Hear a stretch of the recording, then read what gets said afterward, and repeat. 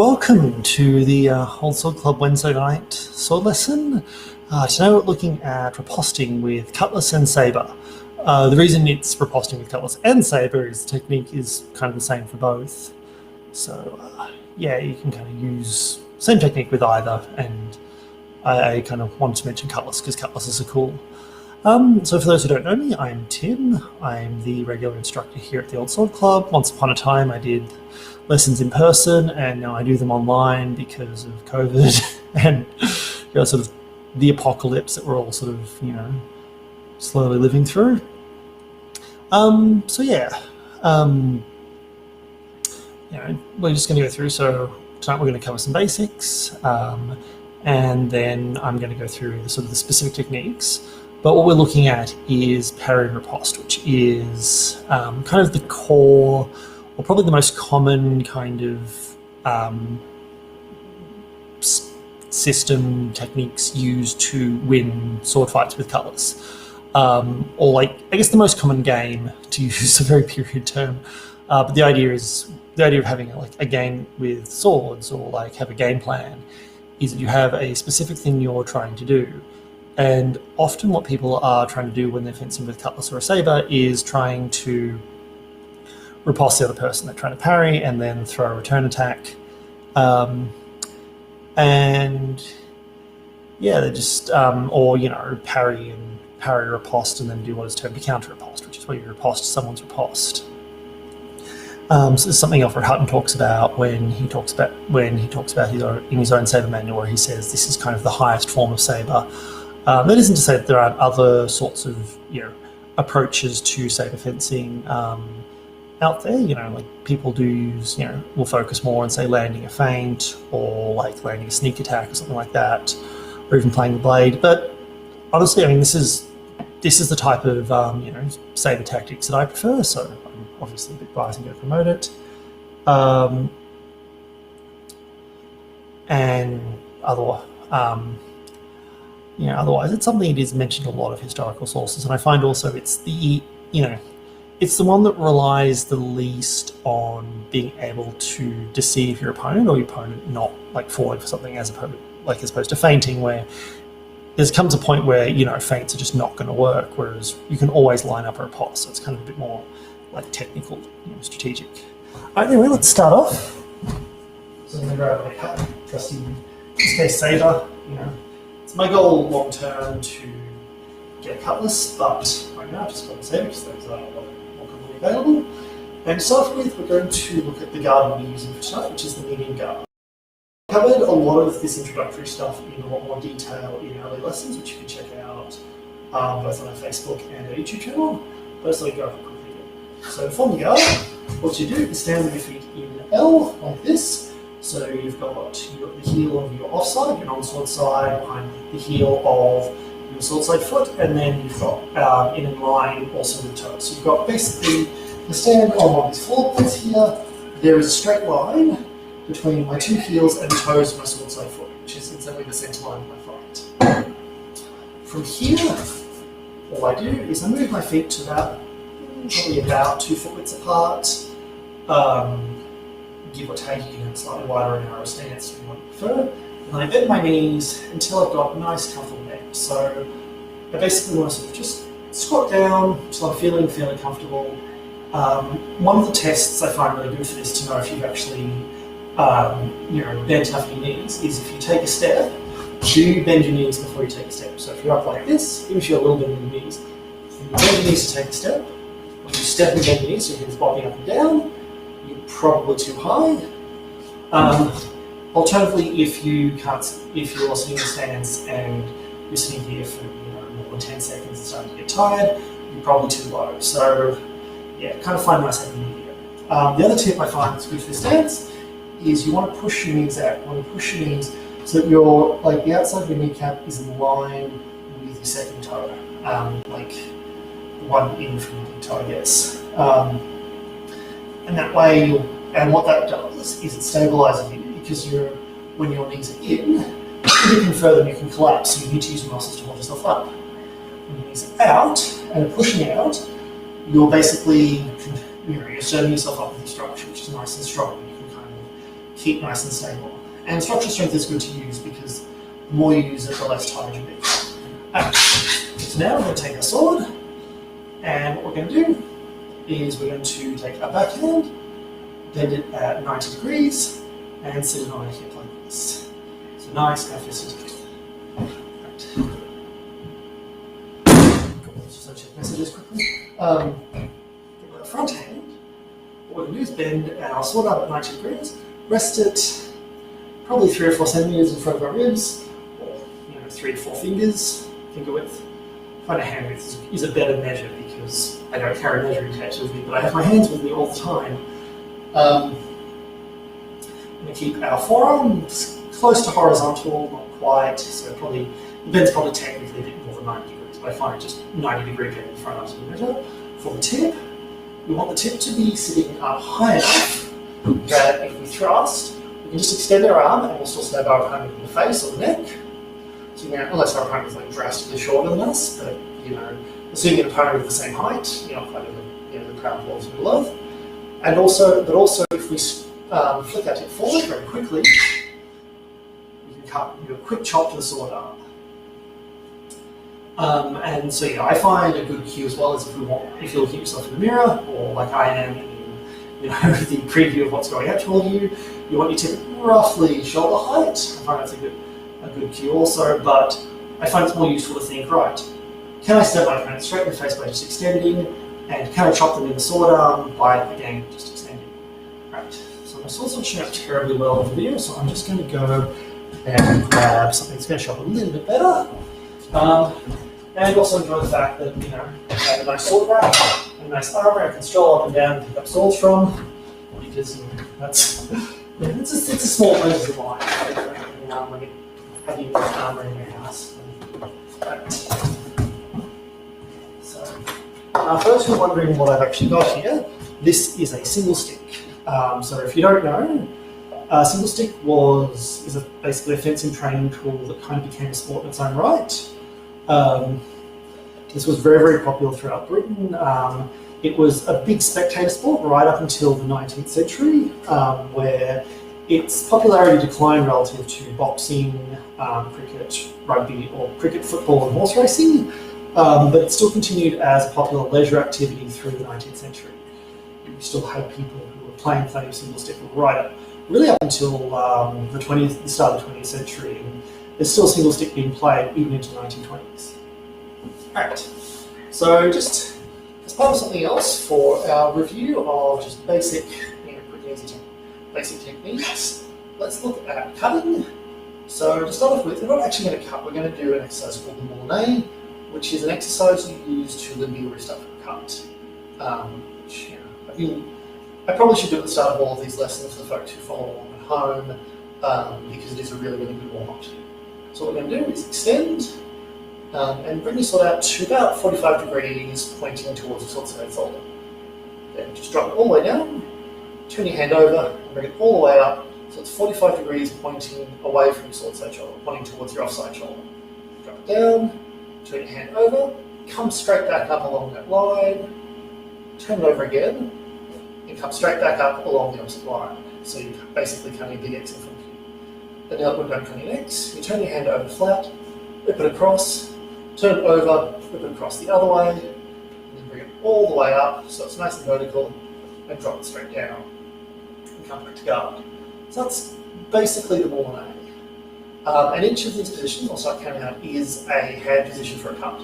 So the first is cut 1, the second is cut 2, the third is cut 3, the fourth is cut 4, fifth is cut 5, sixth is cut 6, seventh is cut 7, and we go back to guard before I reveal the secret number 8th cut, or the theory number 8th cut. Okay, so, and something that's very important to think about as well is the hand positions you use to cut. So, if I'm going to do a cut number 1, I come to this position. I can come to from any guard, and it's actually quite useful if you're doing, say, experimenting with different guards. Think, right, what is the most expedient way to get to the cut rod position from here, so I can throw the cut? So let's go through those, and we're going to do them as a continuous motion because it's good for your wrist. So on guard, and 1, 2, 3, 4, 5, 6, 7, and back to guard. And again, 1, 2, 3, 4, 5, 6, 7, and back to guard. And 1, 2, 3, 4, 5, 6, 7, and back to guard. And once more for luck. 1, 2, 3, 4, 5, 6, 7, back to guard. Alright, so now I've gone through that, and it's all fairly straightforward. Let's make it a little bit more complicated. So what I'm going to get you to do is go back to the medium guard between each cut, but I want you to cut through. Like, make sure, don't just go reach out and come back to medium guard. These are actual cuts. So it should look like cut 1, back to medium guard. Cut 2, back to medium guard. Cut 3, back to medium guard. Cut 4, back to medium guard. Cut 5, back to medium guard.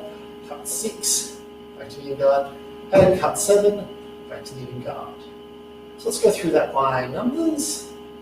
So same hand position, same handle and anything we did before.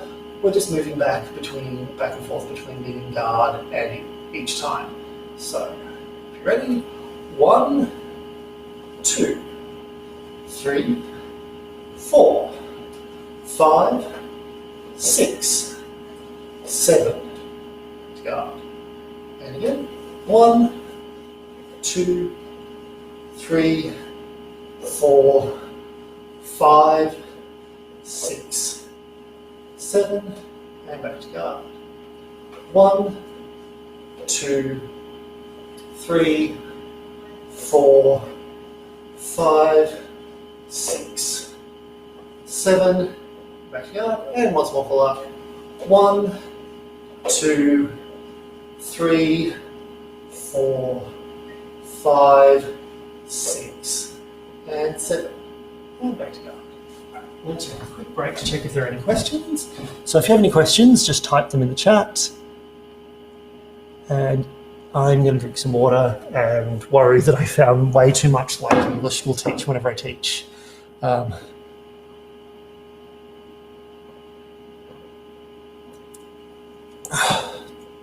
I first started teaching sword stuff, I was teaching English at a cram school, and a lot of the way I was talking to the kids kind of transferred across into my fencing, which was annoying for a lot of people I was training, but it also gave them good motivation to hit me during bouting. So, swings and roundabouts. Right. So it looks like there aren't any questions as of yet, which is good.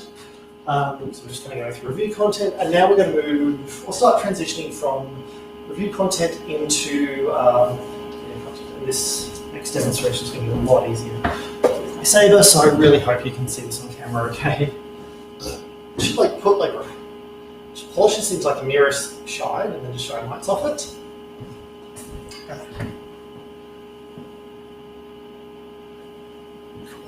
Okay. So, from our medium guard, I'm just going to sit here and we're going to look at the parry of cart, or really the parries of cart, or court. It's pronounced cart, but it's spelled court, and it makes more sense because it's the fourth hand position in French fencing, so quarters and quarter. But you see most of the 18th century fencing manuals that they write it as cart with a C. So yeah, who knows?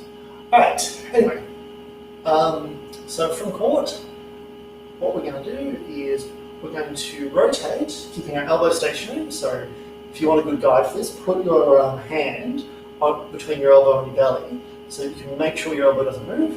And you're going to move your hand over in line with the offside edge of your body. So your thumb should be just along the offside edge of your body. You're going to lift your tip up, so that's now sitting above your head. And you want to sit your tip, the tip of your sword, so it's in line with the other side of your body. So your sword is completely in front of you. It's up at about 45 degrees. It's forward at about 45 degrees.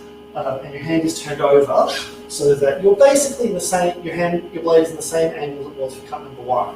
Which means if someone is throwing a cut number 1 at you, you're going to meet them edge on. And if they throw like a cut number 5 at you, you're also going to meet them edge on. And if they throw a cut number 7, your blade's going to guide them down to here, because you're already just going to hit their flat, which gives you a huge mechanical advantage. Right. So yeah, this is the position for the parry and cart. So for medium guard, cart, guard, cart, guard, cart, guard, cart, medium guard, cart, medium guard, and cart, and back to guard. So one of the things you're doing with this, to show from side on, is your blade is forward. You don't want your blade flat like this, because now if your opponent hits really anywhere above the bottom third of the blade, they're going to have enough leverage to blast through you. Whereas if your blade is forward, it's at about 45 degrees, it's high enough that your opponent's not going to be able to skim over the top or get over the top of it too easily.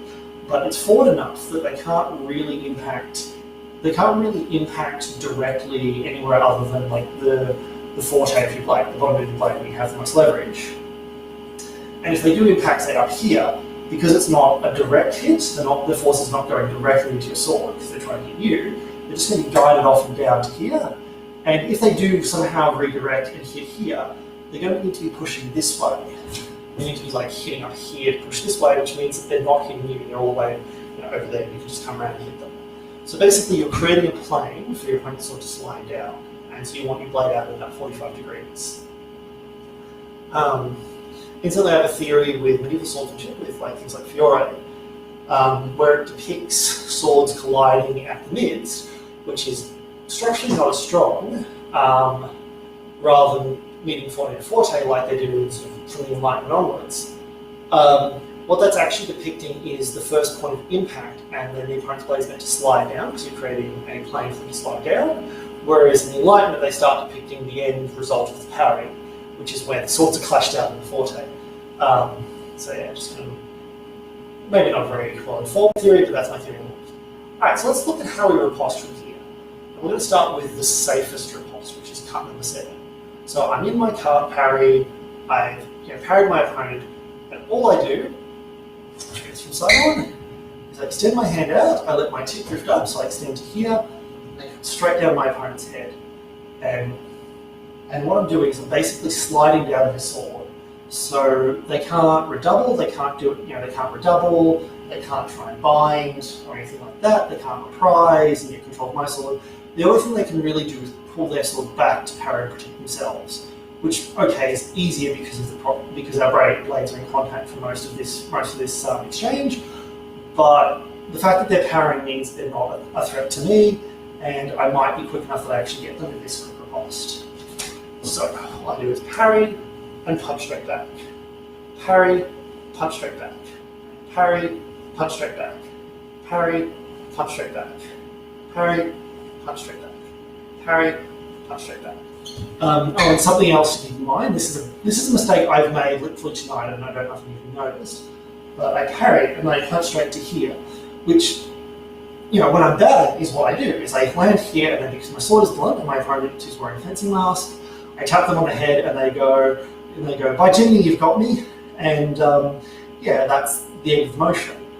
But when if you're actually ever doing this for real, which I sincerely hope you are actually in a real sword fight, because that doesn't sound near as much fun as recreational fencing, you'd actually cut through. So when you practice this, you need to cut all the way through. You need to hit and come down to here and then back. So parry, riposte, parry, riposte, parry, riposte, parry, riposte. And the riposte, the actual technique, it's just a punch forward. You're just straight forward. You don't want to do you've got enough power just from the extension of the arm and maybe a quick weight shift to mess someone up. Like I find that I pull these blocks all the time. So really, what you want to focus on is speed. Doubly so because the faster you can accelerate to get the more power, the more power and damage you'll do it. Alright, so let's say for the sake of argument that my opponent is either shorter than me, or they're throwing a low card, or they're just maybe throwing cut number 3 at me, and I want to parry it using a cart parry because I only want to learn 2 parries, and that's fair enough. I want to parry with low cart. So for low cart, it's much like same hand position as a cart parry. I just open up my elbow, until my hand is as low as it can be, or as low as it needs to be.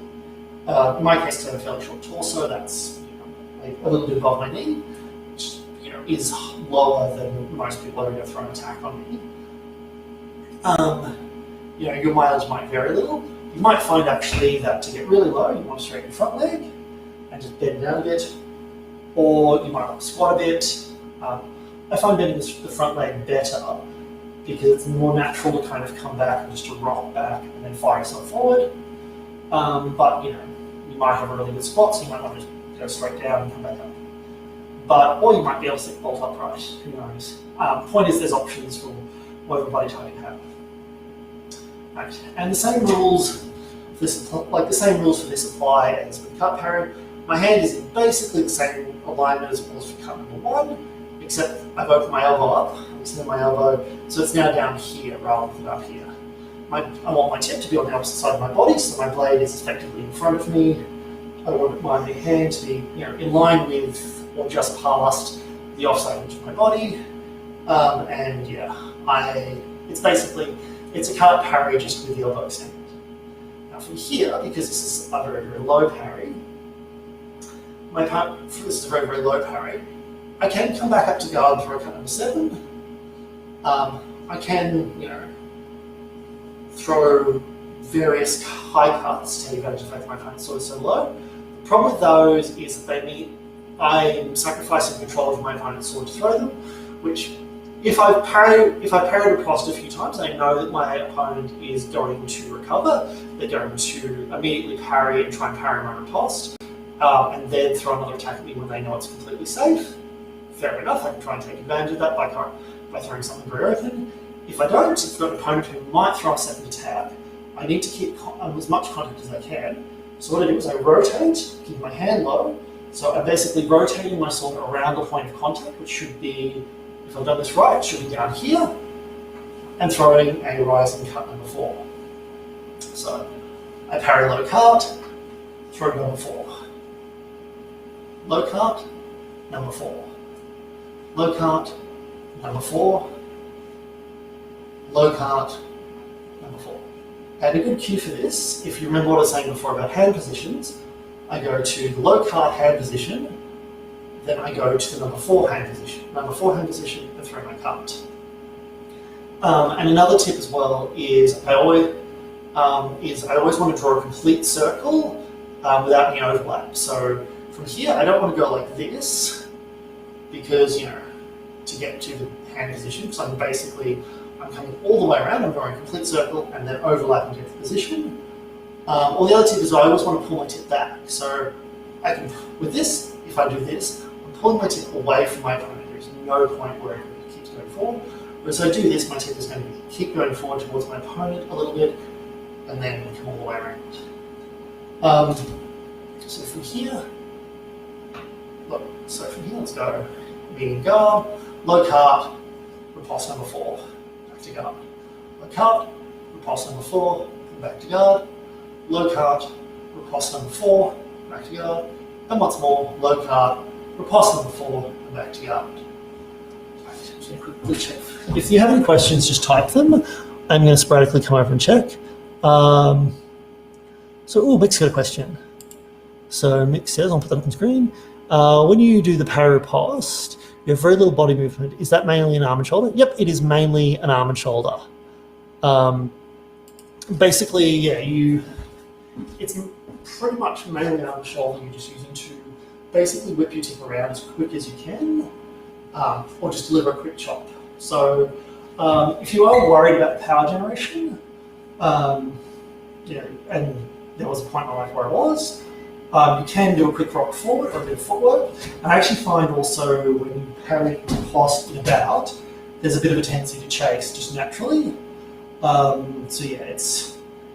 you don't want, you primarily want to be using your body and footwork for distance control. You don't want to think about it in terms of power generation. So if you go parry and then squat to riposte to get a bit more downwards force, you're going to have trouble then turning that into also chasing your opponent. Whereas if you parry and want to just chase your opponent with a short step, you're going to get enough power for the short step anyway. And honestly, historically, these swords were plenty sharp. plenty good cut and quite good at cutting, if as long as they were like properly maintained. So you don't need a lot of power with this. The other trick to it as well is if you whip, like you whip with your hand. Like you see that sort of, I've got my sword very loose, and then the tip kind of drifts back almost and whips out. You actually generate quite a bit of power. Like there's advice in one of the defense standards to cane wheels. It's either under or a no, and people point out they get them mixed up all the time, so I'm just going to say it's one of the two. He says basically punch with the cane, and that will generate enough power for the whipping motion that you can damage someone. And that's with the cane that is one, much lighter than a sword, and two, doesn't have a cutting edge. So if you've got something that is heavier and has a cutting edge, you'll be fine. You want basically minimal body movement. Yeah, you're right, minimal body movement. Although when you're about, you will find that you'll start leaning and stepping and stuff. Not so much, or you'll start leaning and stepping and stuff to chase your opponent. But now I'm going to keep it going. All right. Just check if there's any other questions. Jurek says he likes it. A low cut number 4. I like it too. I think it's really cool. And actually, knowing Kirok, that's probably going to suit you. So I look forward in a few weeks to being on that, being on the fence Kirok and having used that against him. So now we're going to look at high cart. So for high cart, same as hand position as cart parry, except I lift up from the shoulder. But this is very important. When I lift, I don't let my elbow bend less than 90 degrees. I don't let it come like this. I'm lifting from the shoulder. And the reason for that is so long as I keep my arm more than 90 degrees, any force that impacts here is going to go down the line of my forearm, and if my sword is against my body, it's going to drive into my body, and so I'll have a lot of structural strength. Or alternatively, the force is going to go and bend my shoulder, which might seem bad. I think there's a mentality in martial arts that says anytime your opponent's force moves you, you've somehow lost something, which I think is a bit rubbish. If my opponent's force moves me from a high cart position, and it hits here, and you notice how just the impact of that is causing my shoulder to basically pull my head down, like when I hit. When I hit, I'm mostly bending at the shoulder here, lowering my sword, and that will also lower my opponent's sword as the parry comes in, which gives me more of an opening to counter-attack. So I'm basically building in a redundancy that gives me an advantage. I'm letting my opponent's force, if they're hitting really, really hard, push me into that position. Okay. So with high cart, I come up, I keep my elbow more than 90 degrees, because if I contract it, now all of a sudden when force comes in, if the force is coming this way, it's going to work against my elbow, so you can see how it hits here. It bends my elbow because the force is not hitting in line with my forearm, it's hitting somewhere else. Then it's going to collapse my parry into me. So I want to keep my arm open like this, so when it hits, it keeps in line with my forearm, and my sword goes down, my opponent's sword is pushed down with it. As opposed to both my own sword and my opponent's sword being hitting me at the same time. Sorry if that's a lot of biomechanics at once, but my biomechanics lesson is still in development. Right, so cart. Let's raise up, and now come to the position of high cart. I'm going to get a shorter sword form because I'm sick of hitting my body. Right. So, buffer cutlass. So this is my high cart position. Now from here, high cart is kind of a high risk, high reward parry. Because I've not created a plane for my opponent to go down, I'm basically relying that I can accurately put my forte in the way of their tip or way of the top of their blade, and that I can react with the correct timing to make sure they don't disengage around. I've parried them, but I parried them quite high on the blade, which one gives me a lot of control. When I come back with a cut number 7, I've got an incredible amount of control. My opponent's going to have to really scramble to stop that from hitting them in the head. Or I can come in quite high, I can get around and come in behind their blade, both of which are quite good. So the mechanics for the high cart sabre repost are the same as the regular cart sabre repost. And I think you'd be better served trying to adapt that in a bout or play with that yourself. like take two things you know how to do and then combine them. What we're going to look at instead is high cart and then repost number 5. Sorry, number 6.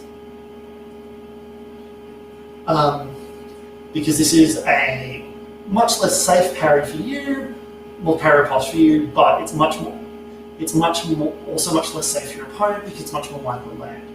I'm doing a riskier parry to get more control, and then doing a parry where I come around behind my opponent's blade, I actually lose contact. And I do this primarily when if I know my opponent is going to recover from my opponent, they're not going to renew their attack or redouble, or specifically if they're not going to remiss. I'm not going to throw a second attack on the same lunge. So parry high cart, number 5. So hand position high cart, turn over to the cut number 5 hand position and throw across my opponent's head. High cart 5, high cart 5, high cart 5. High cart 5, high cart 5, high cart 5, high cart 5, high cart 5, high cart 5, and once more for like high cart, cut number 5. This is actually one of my favourite parry reposts combinations because if you do it right, the only way your opponent can really parry it, if you throw cut number 1 and parry this way, is by rolling to high octave, which is not a very commonly used parry. So a lot of people, unless people really know to do that specifically, we'll usually catch a few times. Oh, the other thing about this one, because this riposte comes in at the side of your opponent's head, or side of your training partner's head, make sure you really pull your load. Do not throw this hard, because yes, there's not a lot of give inside the helmet, and smacking someone really hard inside the head sort of can be really unpleasant if it's done too hard. So make sure you pull your blow, basically. Alright, cool. I'm just going to check for questions. Alright, cool. Have a sip of water. And let's now look at the next pair in the series. We'll go back to using my sword. And I don't just switch between swords to show off as much of my collection as possible. But that is a bit of a factor in why I change weapons often. It is mostly to see what's best going to show the technique, but also showing off as fun. Alright, so from my medium guard, now we'll look at the tierce parry. So for tierce, all we do is we turn our hand over to the same hand position as we used for cut number 2. So this cut number 2, I just retract, and I've gone to this hand position like this.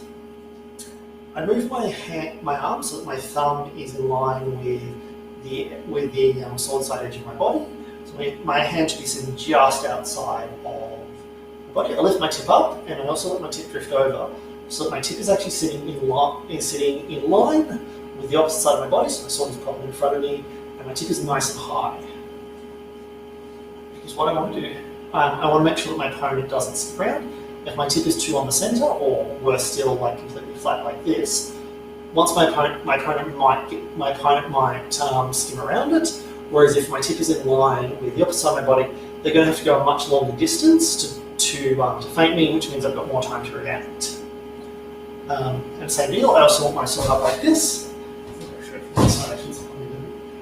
Sword up up and out at about 45 degrees.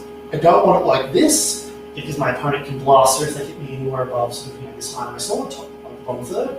Whereas from here, again, my opponent's going to can slide all the way down in a nice semi-forte where I've got much more sort of leverage and control. So this is my tierce parry. So let's just practice that a few times. So medium guard, tierce. Medium guard, tierce. Medium guard, tierce. Medium guard, tierce. Medium guard, tierce. Medium guard, tierce. Medium guard, tierce. Medium guard, tierce. Medium guard, tierce. Medium guard, tierce. And medium guard, tierce. Right. So again from here, and you notice that a lot of the rules apply for the normal cut and tierce, low cut, low tierce, and high cut, high tierce parries, all apply on both sides of the body. And that isn't to say that the body is symmetrical, it obviously isn't, but there's still a bit of overlap. From here, the safest riposte I can do, the one that gives me the most coverage and control of my opponent's sword, in exchange, although it does sacrifice, you know, its capacity to land, I guess, that, like, because I'm so close to my opponent's sword, I've got more chance to parry, is cut number 7. So parry Tierce, and then, just like I did with the cut parry, punch straight down the center line, cut through, and come back to my medium guard. So parry Tierce, cut through, medium guard. Tierce, 7, medium guard. Tierce, 7, medium guard. Tierce, 7, medium guard. Tierce, 7, medium guard. Tierce, 7, medium guard. Tierce, 7, medium guard. Tierce, 7, medium guard. Alright. So that's our basic parry. That's kind of our basic Tierce, you know, sabre riposte. That's probably the parry riposte you're going to do most, or you're going to do most when you're defending your outside, the same way that cut and sabre is the way you're going to parry riposte when you're defending your inside, because it's the safest. It's the one that basically chokes up your opponent's sword as you're coming back at them and gives you more chance to feel them out. And one of the basic kind of tactical progressions with parry riposte is parry, safe riposte, parry, safe riposte, parry, safe riposte, parry, go, well, my opponent's recovered every time I've riposted at them and thrown a counter riposte. They're probably going to do some variation of that again, so I'm now a bit safer to throw bigger ripostes, or throw, you know, wilder ripostes. That leave me a bit more exposed, because I'm pretty confident my opponent's not going to remiss at me or redouble or anything like that.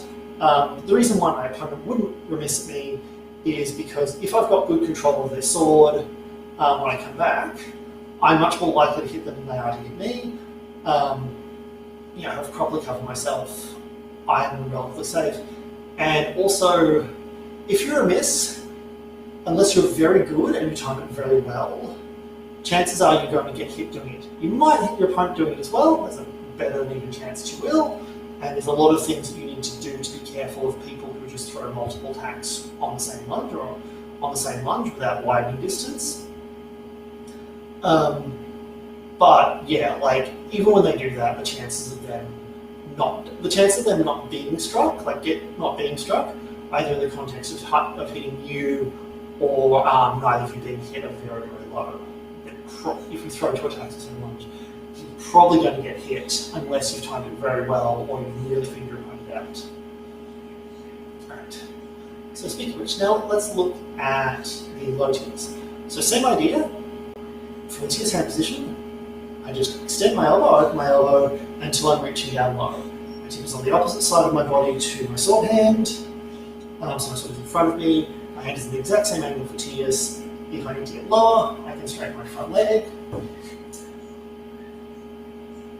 And yeah, I've made a nice low tierce. So let's practice that. And one of the cues I found when doing this is think about punching your sword down, just basically punch your opponent's sword back at them. I've never actually punched someone's sword back at them even with a very bouncing buffer, but I just find it's a good mental cue. Alright, so low tierce, medium guard, low tierce, medium guard, low tierce, medium guard, low tierce, medium guard, low tierce, medium guard, low tierce, and medium guard. Right. So let's say I want to throw a riposte. I want to throw a very safe riposte. You know, especially if I don't feel like if I don't know enough about my opponent to know what they like, to know that they're going to actually recover and cover themselves. They might be playing a very dangerous game. What I'm going to do is from here, I'm going to lift my sword up. I'm going to rotate basically around the point of contact between my sword and my opponent's sword. And if I need to lift my hand to this comfortably, I'm even going to let my hand drift forward so that I'm keeping in contact and throw cut number 3. So, low tierce, cut number 3. Back to guard. Low tierce, cut number 3. Back to guard. Low tierce, cut number 3. Back to guard. Low tierce, cut number 3. Back to guard. Low tierce, cut number 3, and back to guard. Low tierce, cut number 3, back to guard.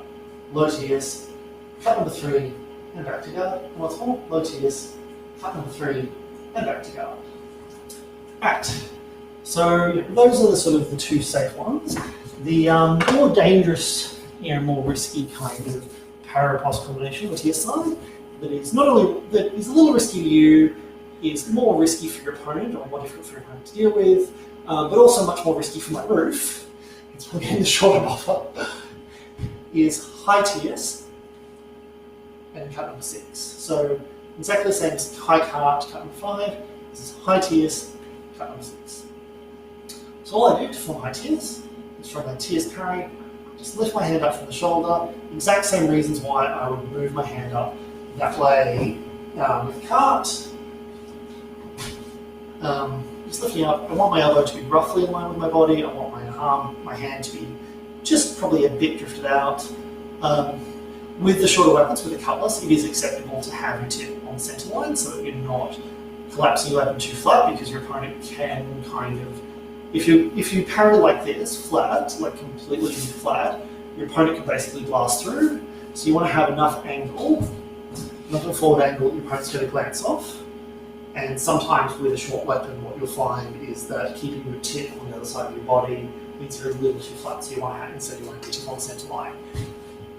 You should never, basically when you're deciding where to put your tip, the longer the weapon, the more you can let it drift over to the opposite side of your body. The cutlass often needs to be on the center line, which is the other extreme. You don't want to let it drift past the center line, because then you're not parrying properly, or then you're actually exposing yourself.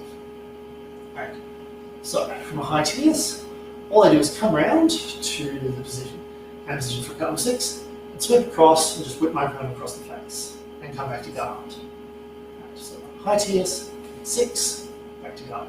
High TS, 6, back to guard. High TS, 6, back to guard. High TS, 6, back to guard. High TS, 6, back to guard, and high TS, 6, and back to guard. Alright, so I'm just going to quickly check for questions and have supporter. Isn't that high cart repost 6? Maybe I've got my numbers mixed up. Oh yeah, so it's high TS repost 5, sorry, not high TS repost 6. It's high cart repost 6. So yeah, 1, 3, 5, 2, 4, 6. So yeah, sorry, I screwed up the numbers, but you get the motion. And I find a term is only good as it's or as the emotion it describes. So if you can do the motion well and screw up the term, that's still not great, especially if you're teaching an online lesson. But yeah, it's better than knowing all the terms and not being able to do any of the motions, I guess. Right. Cool. So now let's get a bit wild. And the other thing I was talking about before, I want you to think of all of the cut hand positions and the parry positions as specific body positions that you move between by trying to move between the most efficient way possible. Let's actually get a bit wild and try moving between parry and cut positions.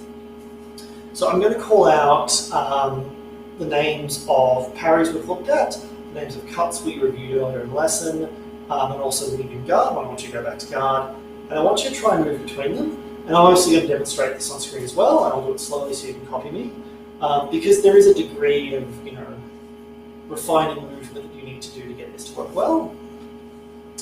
But these kind of drills are quite good practice for that. Alright, so starting in our medium guard, I want you to just do a parry of TS, and then throw a cut number 4. TS, number 4, cut, come back to medium guard, and go to a high cart, and throw a cut number 2. So all the way around, and cut number 2 down that way, back to medium guard. You go low cart, and then we're going to throw a high cut number 5. So we're going to go straight up to the cut position for 5. And I'm really trying to keep my, just keeping my tip in front of me. 5, and working out, then come back to medium guard. And high TS, and now we're going to throw a cut number 1, and back to medium guard. I'm just going to go to TS, and throw a cut number 3, so hand position for cut number 3, way up, and medium guard. And then we're going to go low TS, and throw a cut number 4. So now I need to rotate my tip, and I'm going to rotate my tip back towards me, keep maximize coverage, and then cut number 4, and back to guard. Right, and now let's go high cart, cut 7, medium guard, high tierce, cut 7, medium guard, cart, cut 2, medium guard, low cart, cut 4, medium guard, tierce parry, cut parry, tierce parry, cut 7, medium guard, high tierce, cut 1, medium guard, low cart, cut 2, medium guard. You see with that, just rotating straight up to the cut 2 position, just flick it straight up, bang. And one of the things you will look for when you're doing these kinds of drills, and do this as well, where you just randomly throw between parries, guards, cuts. Kind of like sort of weird shadow boxing. Look for the fastest, most efficient movements. Right. The exception to be things like that. If you're in a parry, if you're in sort of like a tierce parry, sorry, a cart parry, doing a cut number 1 is going to be a bit. Actually, this is quite quick, but there are hand positions where the most efficient movement is just to lift, which wouldn't actually do anything. So you still need to factor in parallel. But medium guard, and let's keep going. Tierce, cut 5, sorry. And medium guard, cart, cut 6, cut 5, cut 6, cut 5, medium guard, cut 7, parry tierce, cut 1, parry cart, cut 2, medium guard, parry tierce, cut 5, parry cart, cut 4, medium guard, high tierce, cut 7, medium guard, high cart, cut 4. So you see here, just whipping up, and medium guard.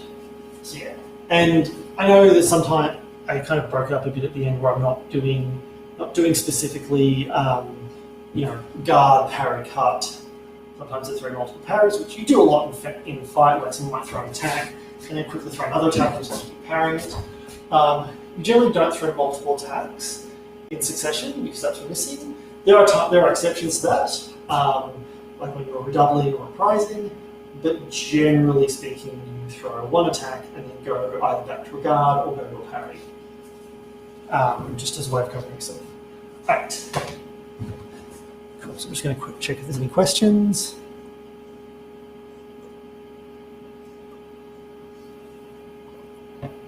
Right. That's looking good. So I think I've been answering everything reasonably well. So now let's move on and look at 2 more parries just to make this a bit more interesting.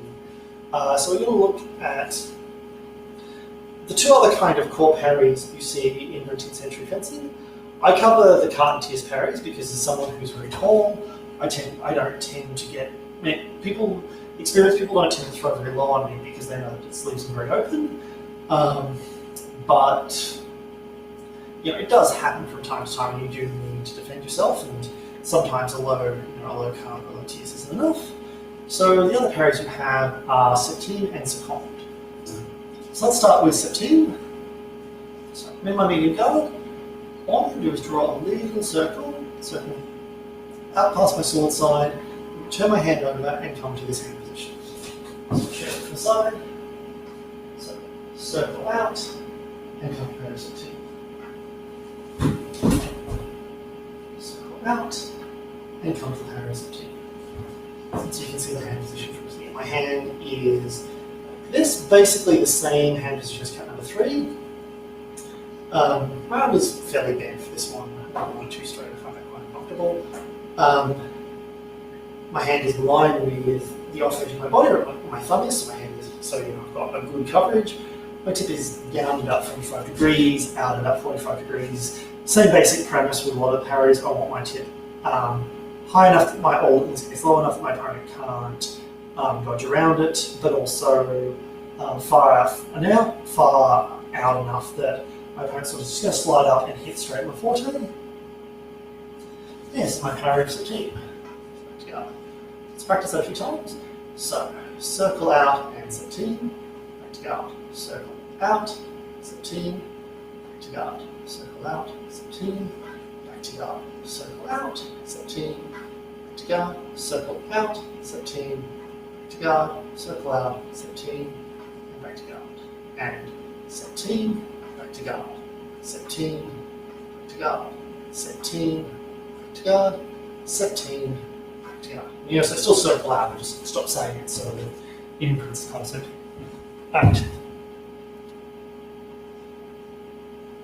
So Keurig says, I don't know if this just mirrors as a very, very weak position. Maybe, I think it depends. It does depend on your mobility a bit. I find some people need to hunch their shoulders or kind of twist themselves a bit. The main cue I have for this is, remember this is a rising cut. So force coming in direct, you want to basically point your forearm at where the force will come in if the force is coming in directly. But if someone's throwing a rising cut, they skim up your sword, then going up and you kind of going with them and knocking them high is not necessarily a bad thing. So you can do like a parry where you give. So Mick wants to know, why use a team rather than low court? So two reasons for that. One is just my tip is a lot lower. Like my tip is like level with the bottom half of my shin. So I get lower coverage from this. And sometimes a low cart just isn't low enough, whereas a septine is. And especially if people are doing leg dives, this is a really good parry to use. The other thing is also just, you do want multiple parries for, for different cards. So we're going to cover this in a future lesson. Next week's lesson is auxiliary parries. You do want to have multiple parries for dealing with the same attack. Because when you're playing parry repost, if I use the same parry every time, I'm going to leave myself very vulnerable to a feint. Whereas if I use different parries from time to time, my opponent's I'm going to be much less predictable for my opponent, and I can also use that to set up different reposts that my opponent might not see coming. So I might be like TX 7, TX 7, high octave. Cut one, just to catch my opponent off guard as well. So it's about adding versatility again, but also this is a much more robust low parry because it gives you more coverage. Speaking of robustness, let's look at how you repost from here. So this is kind of an awkward hand position, and I can do two things very, very well from here. One is turn my hand over and throw a cut number 4, and the other is I can whip up into a cut number 1. So all I'm doing is rotating with the ground, keeping contact with my opponent's blade, and launching cut number 1. And that's also the reason why you might want to use this, because it means that I can keep contact with my opponent's blade whilst throwing a parry or a riposte in a very open line, which is also kind of cool. So yeah, there are lots of reasons to use this, or to have more than one parry for each line. It's a fairly good one. Alright, so let's look at the first of those two options. So parry septine, turn my hand over, and throw a cut 4. Come back to guard. Alright, parry septine, turn my hand over, throw a cut 4. Come back to guard. I parry septine, turn my hand over, throw a cut 4, and come back to guard. Parry septine, cut 4. Septine, cut 4. Septine, cut 4. Septine, cut 4. Septine, cut 4. And septine, and cut 4. Right. Now let's look at the other option, which is cut number 1. So, all I do is I parry septine, I rotate my tip, I'll show you this from the side. I rotate my tip all the way around, keeping basically my hand fairly level, so I'm very conscious of keeping contact with my opponent's blade as I come at them. And throw cut number 1. Septine, cut number 1. Septine, cut number 1. 17, cut number 1. 17, cut number 1. 17, cut number 1. 17, cut number 1. 17, cut number 1, and once more for luck. 17, cut number 1. And back to guard.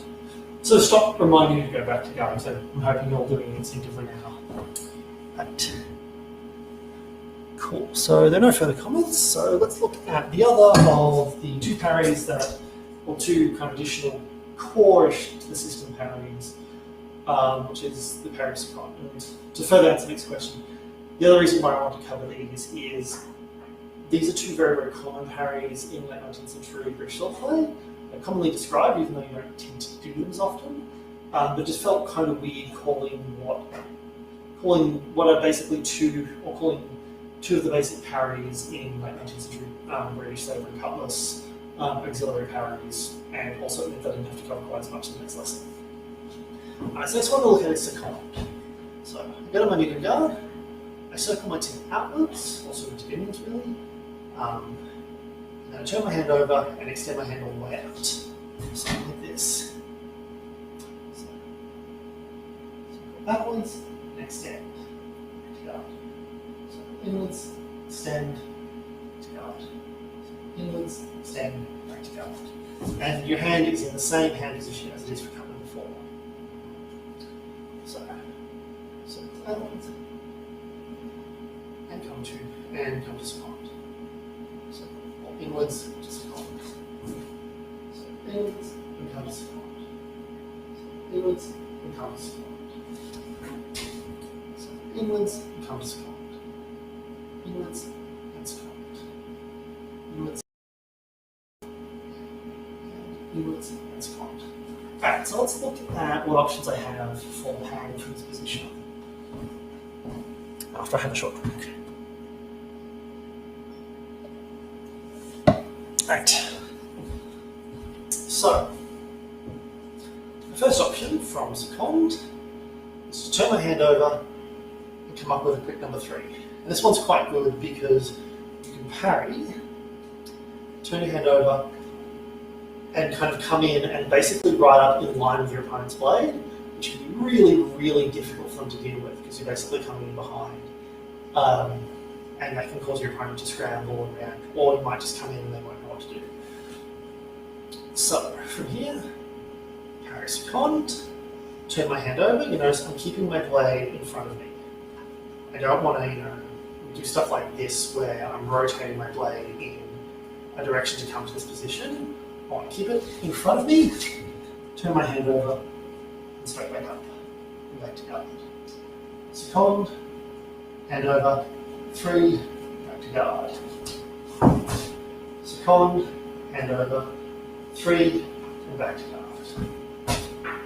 Second, back to guard. Oh, cut, sorry. Second, cut 3, back to guard. Second, cut 3, back to guard. Second, cut 3. Second, cut 3. Second, cut 3. Second, and cut 3. Right, so that's one of my kind of really good core options in terms of keeping contact, and that one's quite nice, it's quite deceptive. It keeps really good close contact, but my opponent's not going to, maybe not going to be able to parry that, or they're not going to, or if they do, they're going to have, it's going to require a really big committed motion that I can then use to go, okay, well, you've had to basically, to deal with this, you've had to punch all the way down to here, which means that when you throw a attack, against me, it's going to come in really low, and I can now come in really high and open up. And when you're playing parry repost, if you can get your opponent's hand above their shoulder height or below their hip height, also your hand is still kind of, at the height of your, within the height of your torso, what you can do is, if you're throwing low, is suddenly go high, or if you're throwing high, suddenly go low. And what you'll find is that, and that can make the difference between your opponent, or that can get your reposting really quickly. Like your opponent has to do a bigger movement to parry than you do to launch your riposte, which means that you're quicker and you'll hit them faster than you react. One thing I will say with that though is if you're very tall like me, often going low, if you're finding someone who's a lot shorter than you, going low, like parrying, reposting low to kind of get your opponent low, and then going high doesn't necessarily work terribly well, whereas throwing high and going low works a lot better. So if you get someone who's the same height as you, either works perfectly fine. Alright, so let's look at the other option, is second. I parry second, and I come around with cut number 2. So you see that, and you see how my sword is basically staying in front of me, just basically windmilling my opponent. Which incidentally, so the term moulinet actually primarily as much as in British it tends to refer to the warm-up, the warm-up exercise, the term actually refers to the art or the act of bringing your sword to the complete circle, either vertically like this, or horizontally like this. And moulinet or moulinet basically translates roughly as little windmill. So if you think of your windmilling, you are windmilling to your opponent. Well, not literally, but like literally and figuratively at the same time. Right. So from here, parry second, bring my tip all the way around, and throw cut number 2. Parry second, bring my tip all the way around, and throw cut number 2. Back to guard. Second, number 2. Second, number 2. Second, number 2. Second, number 2. Second, number 2. Second, number 2. Second, number 2. Second, number 2. Second, number 2. Second, number 2. Alright, so are there any questions before we move on? Anything else anyone wants to add?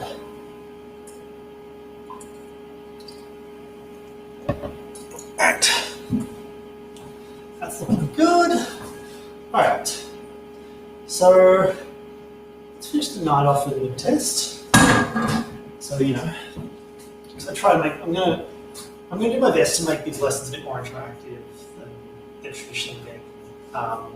Because I much prefer active learning and interactive learning in general. So what I'm going to do is I'm going to call out the various hand positions that we learned tonight. I'm going to demonstrate them and I'll try and call them out slowly, so if I'm going too fast, I know, say in the comments or something. But yeah, what I want you to do is move between each of those positions as seamlessly as you can. So start with medium guard and cut 1 and medium guard. Cut 2, medium guard, tierce parry. Cut 3, cut parry, medium guard, cut parry, second parry, cut 3, medium guard, cut 4, high tierce, cut 7, medium guard, high cut, cut 6, this one, and medium guard.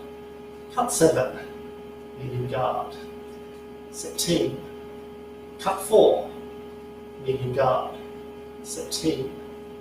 Cut 1, medium guard. Second. Cut 1. So from here, bring my sword all the way in front of me, and then when my tip is basically, the blade is basically vertical, I'm switching sides and cutting, and that's actually quite a good feint. Medium guard. Septime, cut 1 again. Medium guard. Septime, cut 2. Medium guard. Tierce, cut 5. Cut. Cut 6. Medium guard. Cut 7. Medium guard. Second. Cut 7. Medium guard. Septime. And cut 6. So you see how just rotating straight up to the cut 6 position, coming straight across. And medium guard. Septime. Cut 6. Medium guard. high tierce, cut 3, high cut 4, cut 7, medium guard. Right, so that's a bit of a test, which, I hope kind of kept you on your toes a little bit. So that's pretty much everything I've got ahead planned for the lesson. If you want to ask me any questions, just chuck them in the comments, say in the chat. Just kind of chill for a bit. I sort of had this idea that I'd have interesting sword facts when I was waiting to give people time to type out their questions at the end, which I do have one for tonight. So cutlasses weren't just issued to sailors in the 19th century. So cutlasses, or hangers, so basically cutlass, usually with a knuckle bow rather than a full kind of shell guard though, but not always. Sword terms are not rigid. Thank you, Nick. So, I'm glad you enjoyed it. Sword terms in the 19th century are not rigid.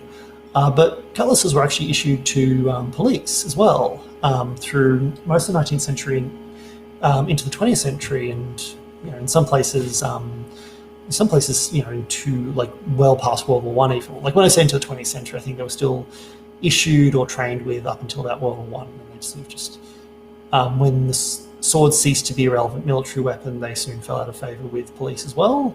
The reason why swords were issued in the first place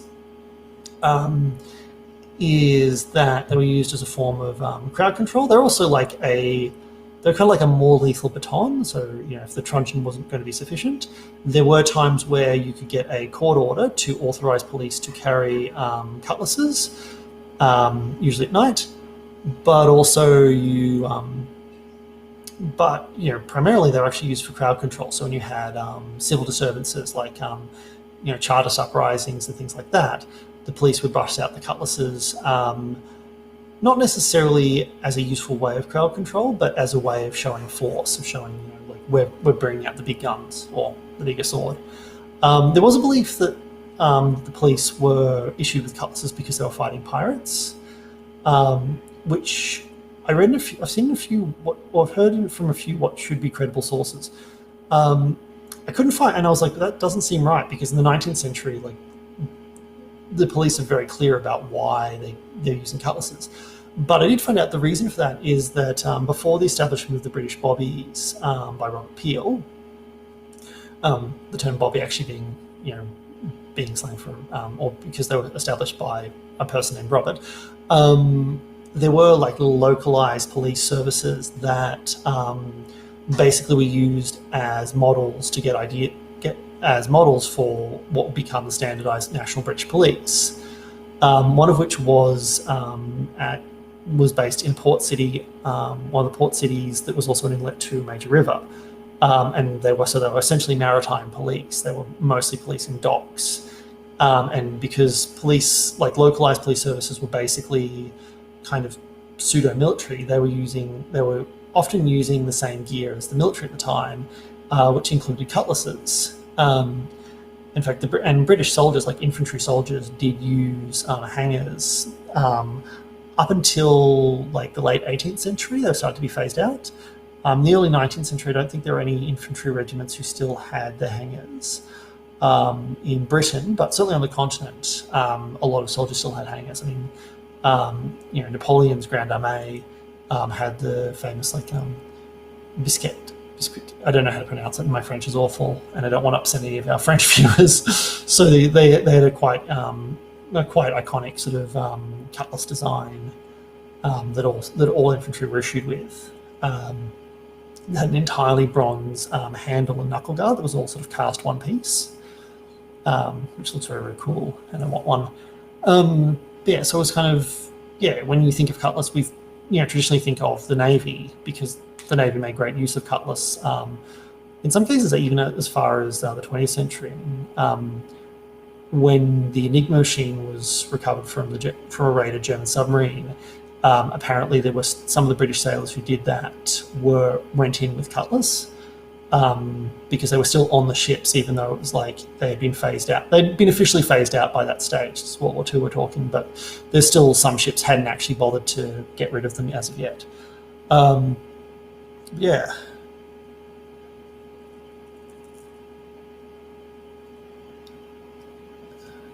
Cool. Sweet. So yeah. Cool. So that's kind of my sword fact for tonight. Yeah, so I've got some scheduled a Zoom chat. Cool. So I might jump on that in a little bit.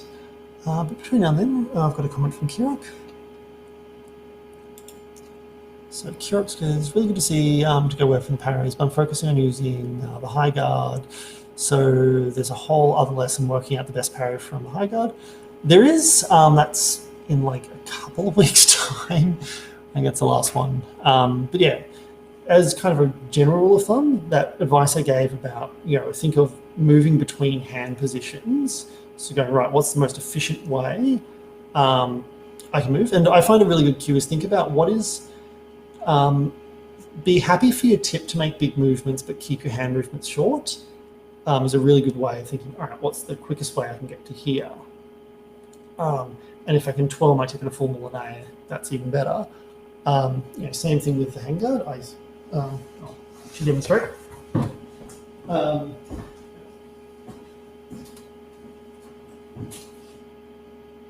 So, if I'm in a high hanging guard, and I want to cut them one, just move to this position for a cut two, just move to cut two position for a cut. And where it gets kind of interesting is when you've got things like cut three. Cut three, I can just move my tip here. I don't want to be doing this sort of stuff because that's quite awkward. All I'm doing is flipping my hand around, and my tip just more lays at my opponent. So I can throw very, very quick movements that way. But yeah, it's is an exercise, and yeah, we'll be looking at the high guard in a little bit at a point in the future, hopefully. Alright, cool. So no other comments. We might leave it here. So I hope you all enjoyed the lesson, and I hopefully will see you next week. The one comment I am going to make at the end is we do have some running costs, unfortunately, especially now that we're using Restream, which does require a subscription. So if you can make a small donation just to sort of help keep the lights on, that would be really, really fantastic. And I'll just post the donation link in the comments. If I can just actually load the document I've got it. This was really, I practiced this, my pitch to keep this all really, really smooth, and then my computer, of course, doesn't load. But yeah, this is, I guess, the way of things. Alright, cool. So that should just be popping up. Alright, so it should just be popping up on Facebook right now, and if you're watching on YouTube, that should be appearing for you now. But yeah, if you can, make a donation just to help kind of keep the lights on, everything, that would be good. Obviously, these lessons are free, and they're going to continue to be free, until COVID ends. But if you can send some money our way, that would be appreciated as well. All right, cool. This week, hopefully I'll see you next week for auxiliary parries. We're going to look at some of the other parries that you can use, and I'll even throw in some simple riposte from them just to keep on theme. So anyway, thank you all for coming, and yeah, I'll see you all again. And I'll hopefully see you all again next week. All right, you're welcome, Peter.